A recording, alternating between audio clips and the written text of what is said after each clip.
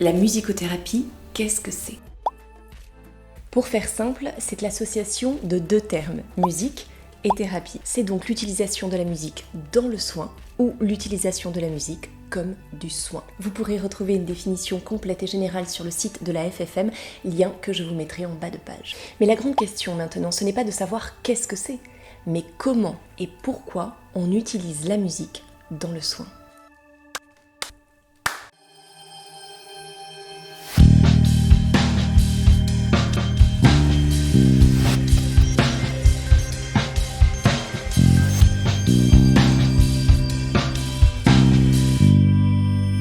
La musique est l'art le plus abstrait qui a le plus d'effets concrets, comme le stipule le philosophe Francis Wolff. Nous pouvons l'observer assez facilement. Elle nous booste quand on fait du sport, nous fait danser, pleurer d'émotion, elle peut même nous captiver. Nous y sommes autant réceptifs parce que la fonction naturelle des sons pour l'être vivant est une fonction d'alerte et de vigilance, l'informant sur ce qu'il se passe, éveillant à chaque instant son système d'alarme biologique.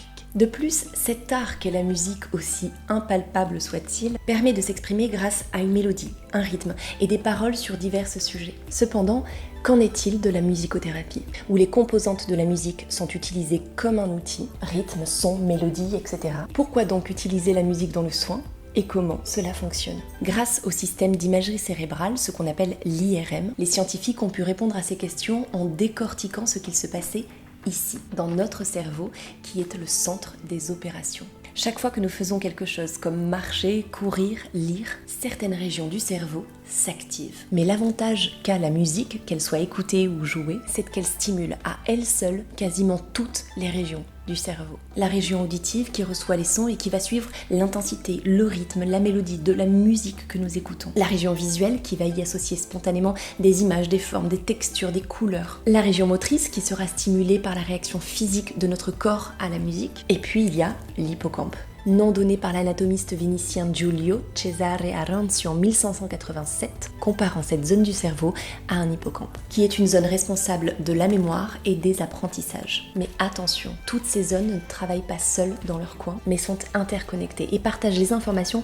comme dans une réunion ou un brainstorming.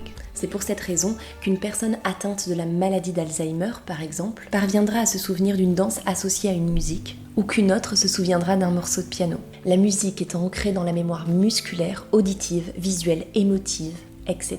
Un vrai feu d'artifice, comme le stipule le professeur Hervé Platel. Les neurosciences s'étant entichées de la musique, la recherche nous permet donc d'explorer et d'expliquer pourquoi la musique peut être envisagée comme un outil thérapeutique, en ayant conscience d'agir sur certains mécanismes spécifiques du cerveau et non sur la base d'observations empiriques et spéculatives. Voyons cela sous trois aspects. La région motrice, la région du langage et celle de la mémoire, afin de comprendre les changements du cerveau liés à la musique. La région motrice. Un lien évident existe entre musique et mouvement. Nous n'avons pas besoin d'être des musiciens experts pour frapper des mains, taper des pieds ou danser quand une musique se fait entendre. Et cela parfois malgré nous. Comment se fait-il alors que nous parvenions à nous synchroniser aussi facilement à l'écoute d'une musique? Dans le domaine de la recherche, c'est le rythme qui semble être l'élément clé. Au niveau neurophysiologique, c'est-à-dire l'étude du rôle et du fonctionnement du cerveau, nous découvrons que les neurones qui composent notre cerveau parviennent à se synchroniser aux stimuli extérieurs, un peu comme des danseurs à l'écoute d'une musique. C'est une réaction en boucle. L'écoute d'une musique stimule notre cerveau, qui à son tour active des régions telles que le système moteur, qui a pour conséquence de nous stimuler à notre tour. Mais qu'en est-il de l'utilité de la musique quand le cerveau a subi des lésions? C'est ce que le professeur To et ses collaborateurs ont exploré à travers une technique appelée la stimulation auditivo-rythmique, proposée à des personnes atteintes de la maladie de Parkinson, entre autres. Cette technique vise à utiliser le rythme dans la rééducation de la marche. Après avoir comparé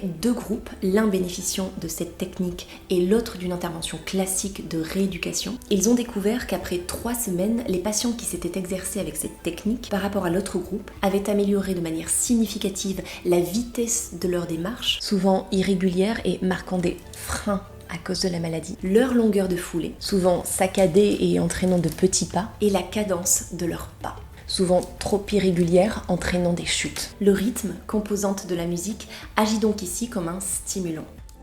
Deux choses se passent là-haut. Premièrement, c'est l'aire auditive, stimulée par l'écoute du rythme, qui va venir solliciter sa voisine, l'aire motrice, qui ne reçoit plus correctement les informations à cause de la maladie. C'est ce qu'on appelle la boucle auditivo-motrice. De plus, nous savons aujourd'hui que cette maladie entraîne un déficit en dopamine, une molécule qui transmet les informations entre les neurones. C'est ce qu'on appelle un neurotransmetteur. Marcher demande de produire beaucoup de dopamine. En revanche, marcher avec un support rythmique permet de soulager la production en dopamine, prenant le relais, car le rythme agit ici comme une béquille et a l'avantage de venir solliciter une zone du cerveau non endommagée et ainsi de prendre le relais de celle atteinte par la maladie. La région du langage. Dire et chanter était autrefois la même chose, écrit Rousseau dans son essai sur l'origine des langues. Comme Tillman l'a évalué en 2012, la musique et le langage partagent des caractéristiques et des processus de traitement communs, activant ainsi plusieurs mêmes zones cérébrales. Le langage articule des signes, la musique organise des sons.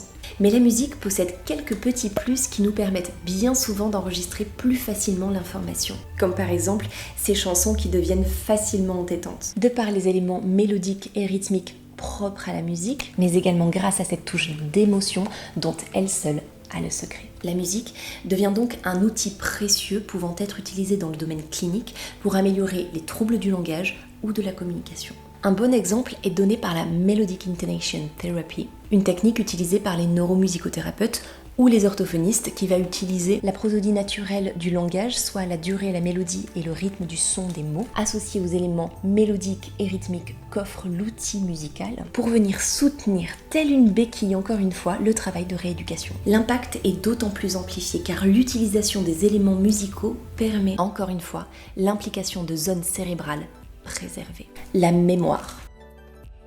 On parlait tout à l'heure de ces musiques entêtantes, de cette capacité à se souvenir facilement des paroles d'une chanson, à l'inverse d'un poème qui semble plus laborieux à apprendre par cœur. Comment se fait-il que l'information soit plus facile à retenir si elle est chantée plutôt que dite? La recherche neurocognitive, qui étudie les mécanismes propres au système cognitif, tels que l'attention, la concentration, la mémoire, les émotions, etc., émet l'hypothèse que la musique peut aider à mieux enregistrer l'information en raison de ses caractéristiques propres, sa rythmique, sa structure, et enfin le pouvoir évocateur et émotionnel de la musique. Cela devient particulièrement pertinent dans le domaine clinique, où l'idée que la musique, fortement liée à nos expériences de vie, ainsi qu'à nos souvenirs, emplis de diverses émotions, permettrait de se ressaisir d'informations qui semblaient perdues. C'est un peu comme d'aller à la pêche au canard, où la musique serait ici notre canne à pêche et le canard notre souvenir. Regarder le canard flotter et partir ne nous permet pas pour autant de nous en saisir.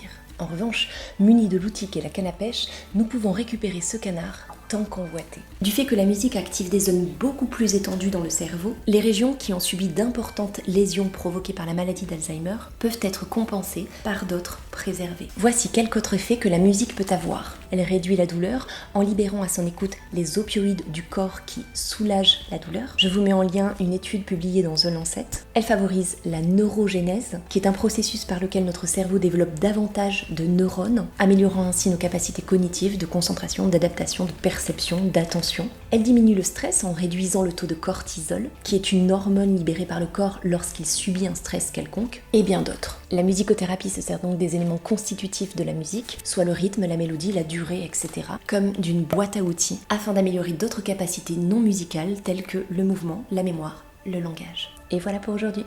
À bientôt. Ah oui, j'oubliais. N'hésitez pas à liker, à vous abonner et à partager. À bientôt.